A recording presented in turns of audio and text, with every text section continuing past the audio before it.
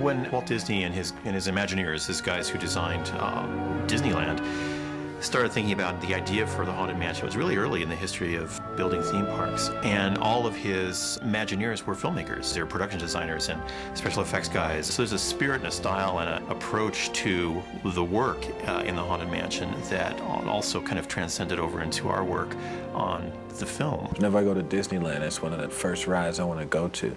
I always like the spooky house, you know, and Haunted Mansion is like the definitive spooky house. The thing that I was the most excited about was just trying to duplicate some of the stuff that I enjoy so much on the ride. I was a big geek about duplicating the stuff as much as I could. The technology and the artistry behind the technology really gives us the ability to take original ideas from the ride, anywhere from Madame Leota to the ghosts flying up around to stars in the sky, and really take that to another level where it feels three-dimensional, where they're interacting with the characters. My family visited Disneyland once a year religiously, driving several states. It was always one of my favorite rides, and to be able to do something connected with this has been really fantastic.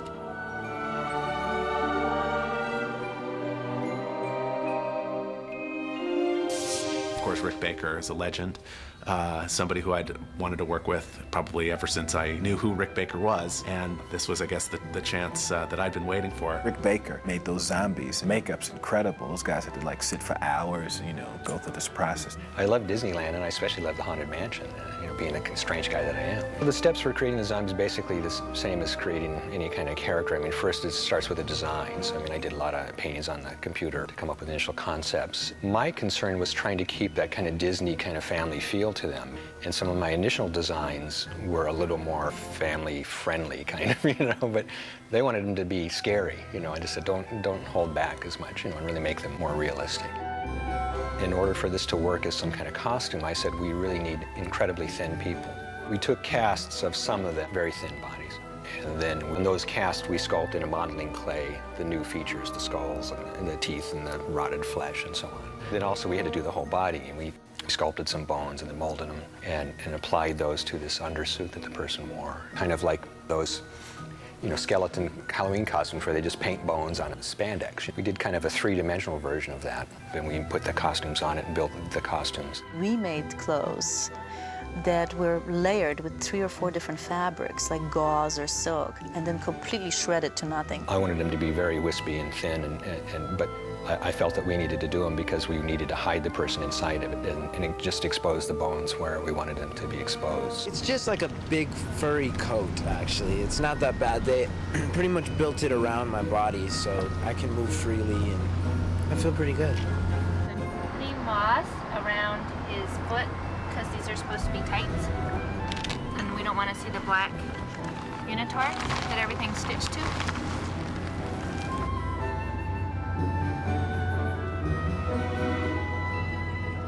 A lot of these people that were zombies were, you know, atmosphere players, you know, they're extras. And I was a little concerned. I just didn't want to show up on the first day with all these people and say, okay, now act like a zombie, and God knows what we were going to get.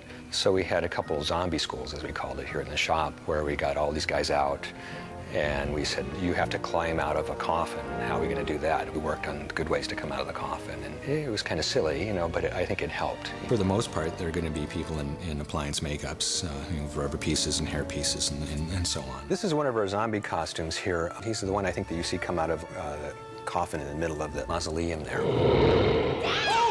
This is a foam rubber skull that fits over the actor's face. Very realistically done. And then we did a lot of, you know, decaying flesh and such that's on it. What we did here is we used a dental acrylic, what dentures are made out of. We make our own dentures. You know, most of the ghosts had dentures that they wore as well. So that's one of the easiest things in reality because this material's already made. And in fact, these teeth, now I look at them, are actually the already pre-made teeth. So you can buy some teeth for dentures that are pre-made. So we're making 15 and 20 different zombies, and they're all like individual looking. This one, for example, we did as a kind of an old geezer one, you know, so we gave him, you know, no teeth, basically, you know, to give him a little bit more character. He walked with a cane. We have separate parts for some with separate arms. And I've done zombies before, and these are really, really skeletal. One guy gets his head knocked off, so we had a blue screen hood that we put on our actor. Film's films of this type were the type of films that inspired me to get into this business, you know, and to want to do makeup and play with this kind of stuff. And so I was just really excited by it. It's all about planning. And in this case, we took it one step further and created a computer previs where we actually defined what the shots were going to be like using a computer program. So we have anything from doing a simple composite of putting an actor over a background to removing a wire that might be coming out from one of the actor's sides while they're flying around the room, to completely computer-generated ghosts flying completely around in a computer-generated environment. So the scope of the work is really broad. Whom do you seek? Madame Leota makes a very important contribution to the movie in providing a lot of clues for Jim and his family to break the curse of the Haunted Mansion. So we had to figure out a way to get Jennifer Tilly's head inside a ball that's got stormy green smoke in it. It's a lot like doing cartoons in that you're working by yourself and you have to imagine all the other things that are going on. And you do the line over and over and over again until you get it to where you want it. Oh, I see. You're just gonna sit there feeling sorry for yourself. So it's quite a challenge to figure out how to do it on set, and then later at ImageWorks try to figure out how to get all the effects inside the ball as well. We'd start out with Eddie on set with a crystal ball in the middle of the frame that's actually just pure white plastic. That would create a glow around the room and a glow on the faces, so that later in digital effects, we'd be able to add our effects and still have the glow on the faces. One of the key challenges really is to just make sure that the eye line is working on both ends of everything, because you're shooting Jennifer Tilly separate from Eddie Murphy in most instances. So we take those background plates with just Eddie and this glowing ball in the center, and that becomes the basis for the photography for Jennifer Tilly on blue screen later. So how do we get Jennifer Tilly inside a crystal ball? Well, we start out with Jennifer wrapped in a blue bib, shot against blue screen. That allows us to subtract her head and actually get it inside the ball. So we take Jennifer's head, we take this next smoke element here, we add a reflection. So as you see the seance room as it's spinning around, you see it in the reflection here. And in the final composite, you see all of these different elements come together. Awaken the spirits with your tambourine. Yeah, I hear you, but I don't see you. Where are you? So we go from blue screen to getting her head right inside the ball with smoke moving around. It feels like she's projected from the light. Lift us up to the light, and lead us through this stormy night. And we have some other shots that are very complicated with Eddie spinning around a room. The crystal ball lifts off the table, and this whole chaotic environment's created with spinning instruments. And the only thing that's done live action on set is Eddie against blue screen with a spinning table.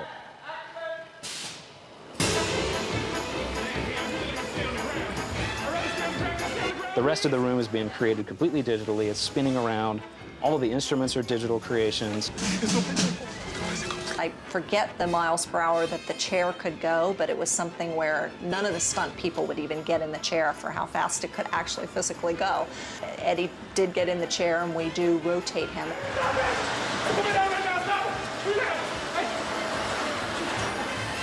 Oh, exactly.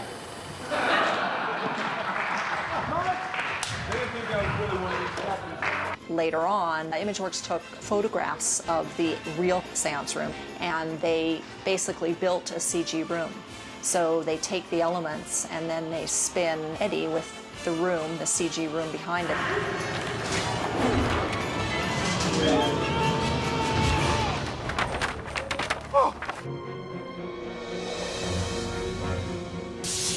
When we first met with John Meyer, we were certainly impressed with the depth and breadth of his work. And John had grown up loving Disneyland and being a huge fan of the Haunted Mansion. I get to work with all the visuals of the film, everything you see on camera, the architecture, the colors, the furniture. We first start doing sketches of what we think the house should look like. And then once we start getting closer as far as the illustrations go, I like using foam core models.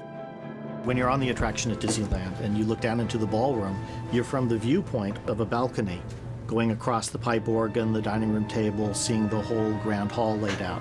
So we thought it might be fun if we put in the mezzanine and maybe can let the film audience see the room in the same way people going to Disneyland on the attraction would see it. We take a little video camera, and we put in little figures, and we walk through it with a little video camera. So what we do is we take the lipstick camera when we want to look at what the sets are actually going to be like, because it's very small scale, and you can get a sense of you know, how we're going to actually line up shots. It gives you a pretty good sense of what it might look like.